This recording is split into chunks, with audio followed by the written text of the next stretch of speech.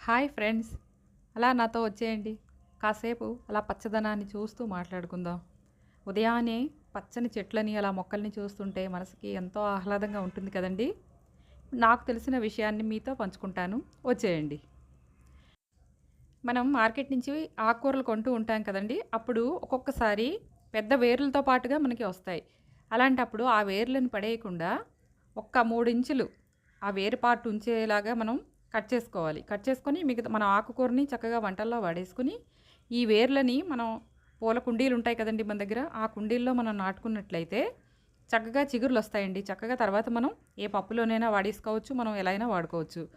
నేనిప్పుడు అలా వేసినవే. బచ్చల కూర ఆ కాడలతో పాటు వేర్లతో చక్కగా వచ్చాయని నేను అలా వేసుకున్నాను. చక్కగా చిగుర్లొచ్చాయండి. అదే నేను చూపిస్తున్నాను.